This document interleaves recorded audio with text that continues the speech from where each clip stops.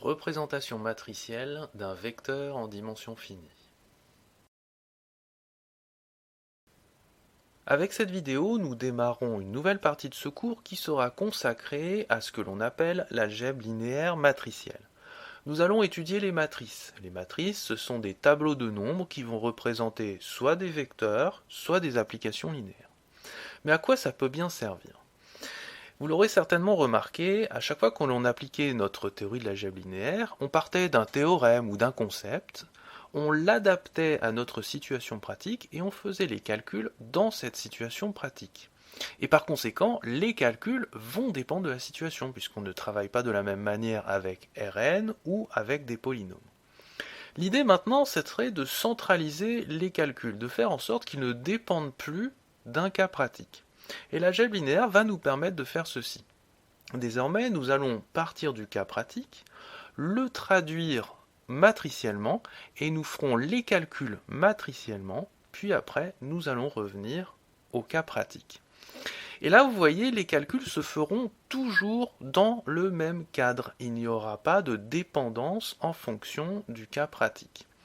Et vous le verrez aussi, les traductions sont très simples.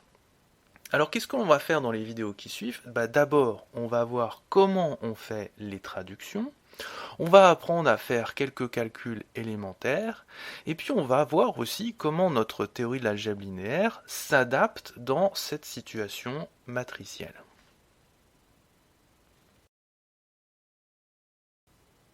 La notion de représentation matricielle d'un vecteur s'appuie sur la notion de coordonnées d'un vecteur dans une base. Alors, je vous rappelle ce que c'est rapidement.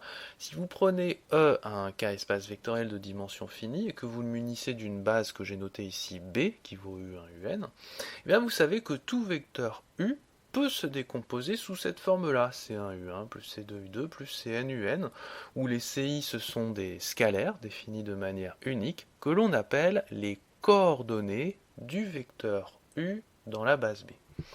Eh bien, la représentation matricielle du vecteur U dans la base B sera tout simplement notée comme ceci, c'est-à-dire qu'on a pris les coordonnées qu'on a trouvées là, et on les a mis sous forme de colonnes, les uns au-dessus des autres. On aura construit ainsi un tableau constitué d'une colonne et de n lignes. C'est ce qu'on appelle la matrice du vecteur U dans la base B. Alors faites bien attention parce que lorsqu'on change de base, les coordonnées vont changer aussi. Et donc la matrice qui est ici va dépendre du choix de la base que l'on aura posée au départ. Donc il sera très important, lorsqu'on traduira en langage matriciel, de dire dans quelle base on travaille. Donc vous pouvez le préciser soit au cours de la rédaction, soit en posant ceci, et même certaines personnes rajoutent la base tout en bas de la matrice. Mais ça alourdit un petit peu la notation.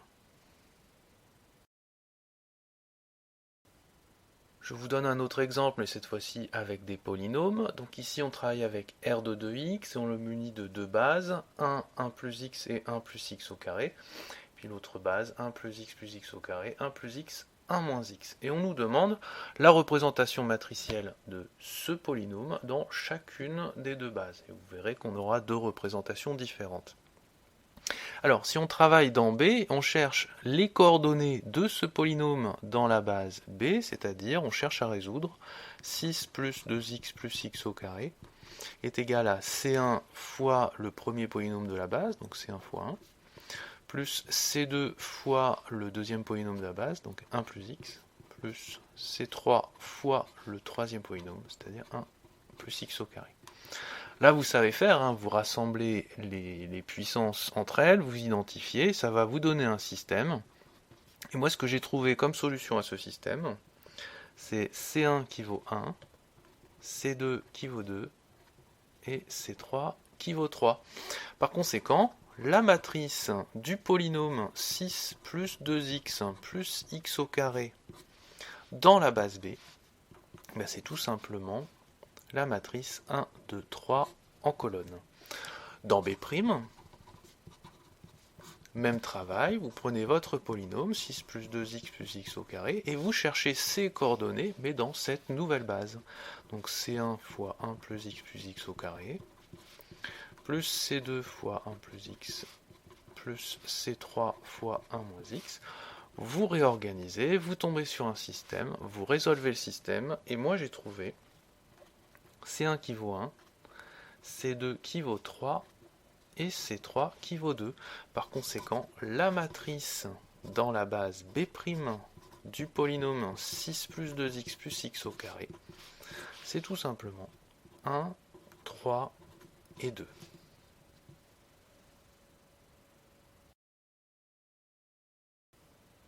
Souvenez-vous, trouver les coordonnées d'un vecteur dans les bases canoniques est quelque chose de très simple. Je vous ai remis ici le cas de Rn. Si vous prenez x1, xn, vous pouvez le décomposer suivant la base canonique comme x1 fois le vecteur 1, 0, 0, 0, plus x2, 0, 1, 0, 0, plus 3 petits points xn, 0, 0, 0, 1. Donc, les coordonnées de x1, xn dans la base canonique sont x1, x2, xn. Et par conséquent, la matrice du vecteur x1, xn dans la base canonique, cano ça veut dire canonique, ça sera tout simplement x1, xn mis en colonne. Autrement dit, vous prenez ce vecteur-là, vous le penchez et vous mettez comme ceci, vous avez sa représentation matricielle. Pareil pour les polynômes, si vous prenez la base canonique 1x, x carré jusqu'à x puissance n, et que vous prenez un polynôme général, a0 plus 1x plus 1n xn, les coordonnées seront donc a0, a1, an, et la représentation matricielle de ce polynôme dans la base canonique, ça sera tout simplement a0, a1, an, mis sous forme de colonne.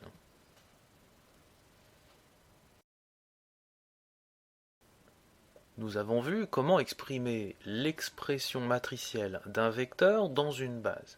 Mais il est aussi utile de savoir faire le travail à l'envers, c'est-à-dire que si on vous donne une matrice et une base, il faut savoir retrouver l'expression initiale. Alors, regardez ces deux exemples, ils vont vous montrer que c'est très simple à faire. Ici, on munit R3 de la base 1, 2, 1, 2, 1 et 1, 1, 2, et on nous dit que U a pour représentation matricielle dans cette base B la matrice 0, 1, 1. Alors dans cette matrice, ce sont les coordonnées de U dans la base B. Ça veut dire que U s'écrit comme 0 fois ce vecteur, plus une fois ce vecteur, plus une fois ce vecteur. Et on va retrouver très facilement l'expression de U. Donc U, ça va être 0 fois le vecteur 1, 2, 1, plus une fois le vecteur de 1, 1, plus une fois le vecteur 1, 1, 2. Il n'y a plus qu'à calculer ça, bon ça fait 0 donc ça ne va rien donner, et quand on additionne ces deux choses là, ça nous donne le vecteur 3, 2, 3, et on vient de trouver l'expression de U. Pareil pour les polynômes, si on prend R2 de x et qu'on lui adjoint la base 1 plus x plus x au carré, 1 plus x au carré, et qu'on nous dit qu'il y a un polynôme dont sa matrice dans cette base est 1, 2, 3. Donc ceci c'est la première coordonnée qui vaut 1, ceci deuxième coordonnée vaut 2 et la troisième vaut 3. On va donc dire que P c'est une fois 1 plus x, plus donc la deuxième coordonnée 2 fois le deuxième élément de la base, x plus x au carré. Troisième coordonnée vaut 3 fois le troisième élément de la base. Et puis, il n'y a plus qu'à développer tout ça. Donc les termes constants, il y en a 4. Les termes en x, il y en a 3. Et les termes en carré, il y en a 5. Et on a reconstruit le polynôme à partir de son expression matricielle.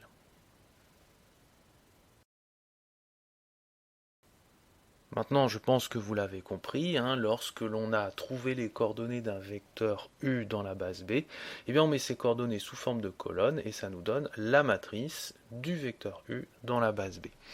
Alors, petite remarque au passage, la dimension de E, je vous rappelle que c'est le cardinal d'une base de l'espace vectoriel.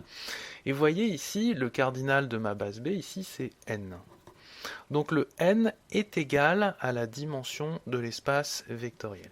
Et si vous regardez la matrice qui représente U ici, il y a n éléments sur la colonne. Donc la hauteur de la matrice, c'est la dimension de l'espace vectoriel. Ensuite, quand on voit ces objets, on se dit mais ça ressemble beaucoup aux éléments de Rn. Est-ce qu'on ne pourrait pas introduire un espace qui les regrouperait exactement comme le fait Rn? Et de fait, cet objet, on le note comme ceci, c'est Mn1 de K. C'est l'ensemble de toutes les matrices colonnes qui sont sous cette forme-là, x1, xn, ou x1, xn, sont des scalaires. Alors que veulent dire ces indices ici? Le n, ça représente la hauteur qui se trouve ici, c'est-à-dire le nombre de lignes qu'il y a dans la matrice. Donc ici, c'est le nombre de lignes. Et le 1 indique qu'il n'y a qu'une seule colonne. Donc ça, c'est le nombre de colonnes. Alors vous allez me dire, mais pourquoi mettre 1? Parce que quand on représente un vecteur, il n'y aura toujours qu'une seule colonne. Alors oui, c'est vrai pour les vecteurs, mais vous allez voir que quand on va représenter des applications linéaires, on aura plusieurs colonnes. Donc autant se donner une notation d'emblée qui permet de faire varier les deux paramètres.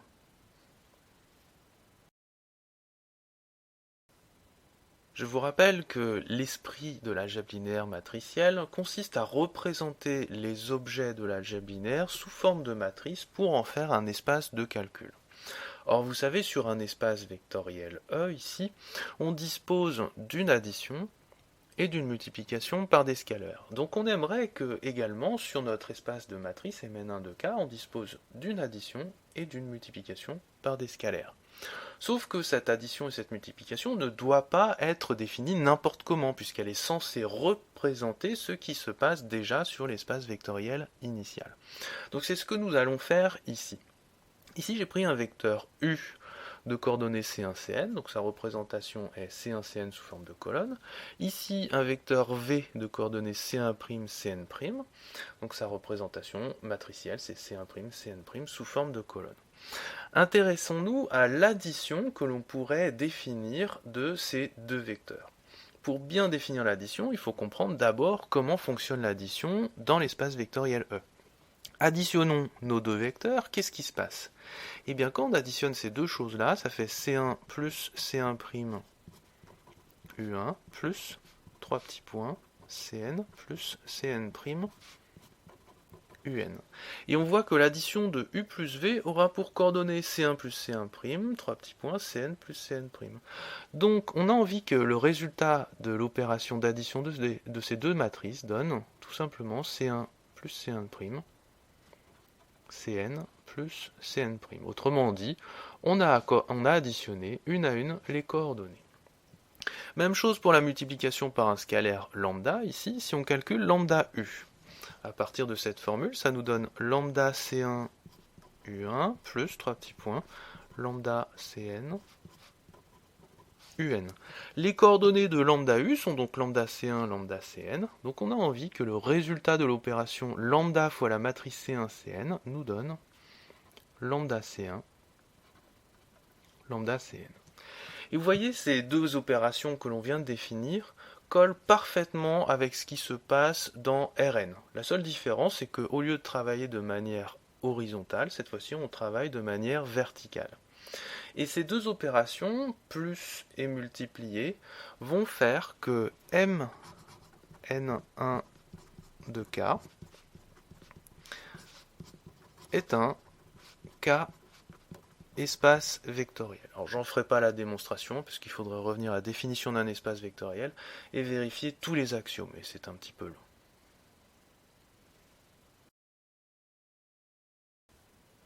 Maintenant, intéressons-nous à la dimension de Mn1 de K. Alors, on a vu que ça fonctionnait comme dans Rn, donc on se dit que la dimension de Mn1 de K, ça devrait être la même que Rn, c'est-à-dire n. Et effectivement, c'est ce qui se passe. Alors, je vais vous le montrer très rapidement. Donc cet espace, vous pouvez que casser cette matrice sous cette forme-là, c'est x1 fois la matrice 1, 0, 0, 0, plus x2 la matrice 0, 1, 0, 0, 0, plus vous allez jusqu'à xn la matrice 0, 0, 0, 1, avec x1, xn des scalaires. Maintenant, vous voyez que dans cet ensemble, on a des objets de la forme scalaire vecteur, plus scalaire vecteur, plus scalaire. En fait, c'est un vect. Donc vous avez vect de 1, 0, 0, 0, 0, 1, 0, 0, 0, et puis vous allez jusqu'au dernier, 0, 0, 1. Alors cette famille, je vais l'appeler B, et on vient de montrer que B est génératrice, puisqu'on a réussi à exprimer cet espace vectoriel sous forme de vect. Donc B est génératrice. Maintenant, on va montrer que c'est une famille libre, donc on va faire lambda 1 fois le premier élément, plus 3 petits points lambda n fois le dernier élément, est égal au vecteur nul. Alors vecteur nul, c'est la matrice nulle. Ensuite, quand vous regroupez tout ça, ça vous fait lambda 1, lambda n est égal au vecteur nul. Ce qui vous donne tout simplement que lambda 1 est égal à lambda 2 est égal à lambda n est égal à 0. Autrement dit, les seules solutions de cette équation sont que tous les lambda sont nuls, donc B est une famille libre.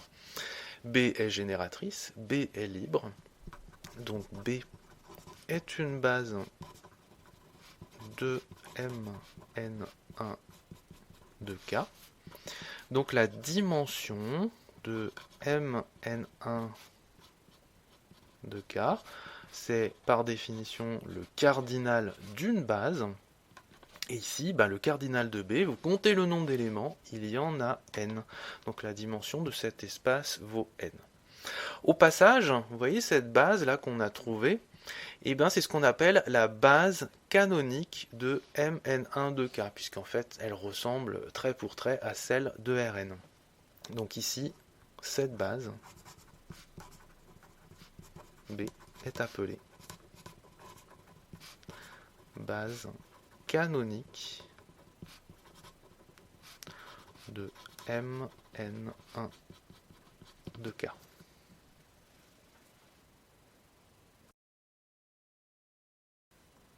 Pour que vous compreniez comment l'algèbre linéaire matricielle va fonctionner comme une sorte de centre de calcul par rapport à l'algèbre linéaire, on va faire ensemble un tout petit exemple de calcul de deux manières différentes. D'une part, on va faire un calcul de manière directe dans l'espace vectoriel initial, et puis un calcul en utilisant le langage des matrices. Ici, on va travailler avec R2, muni de la base 1, 2, 1, 3, et on va considérer le vecteur U qui vaut 2, 5 et le vecteur V qui vaut 0, moins 1. Et le calcul que nous allons faire, c'est 2U plus V. Faisons ce calcul de manière directe.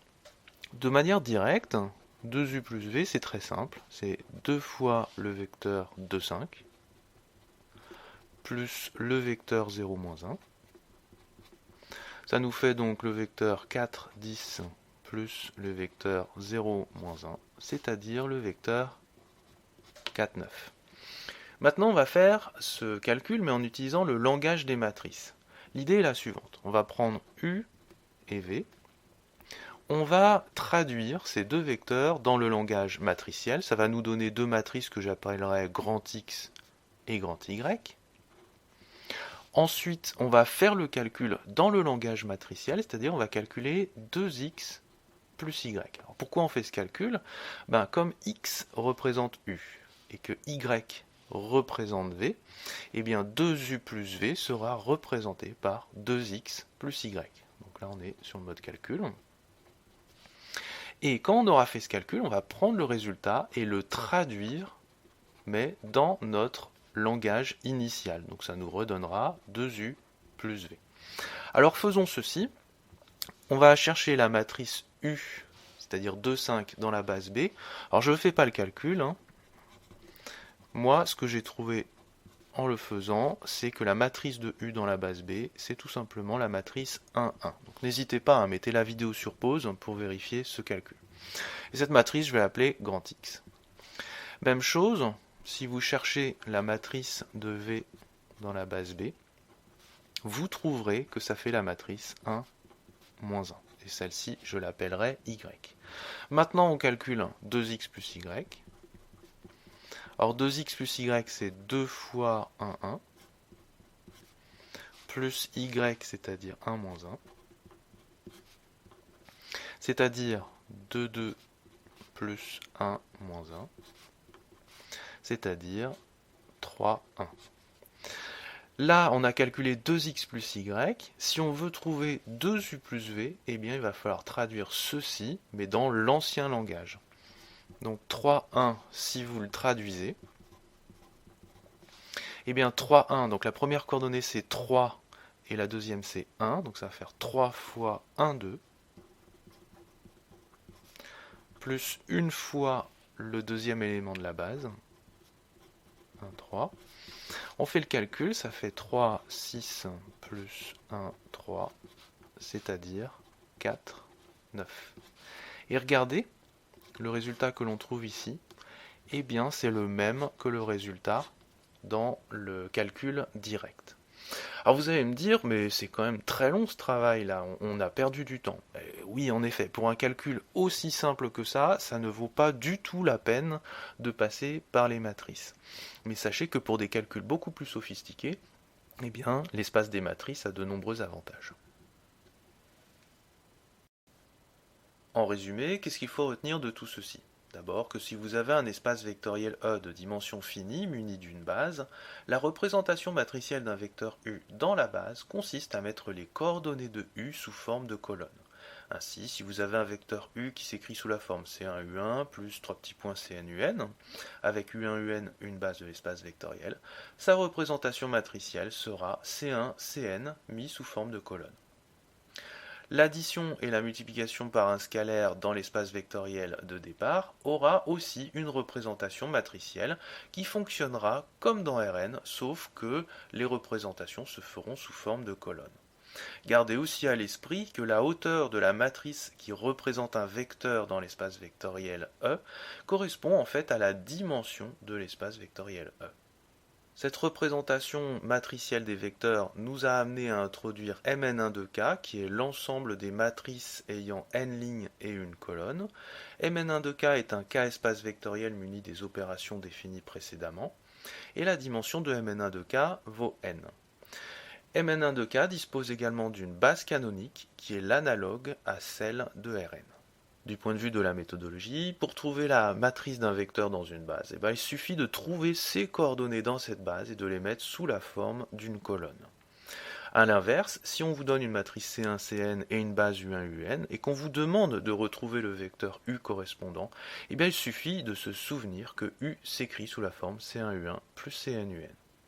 Voilà, nous en avons fini avec la représentation matricielle des vecteurs. Dans la vidéo qui va suivre, nous allons représenter les applications linéaires sous forme de matrice.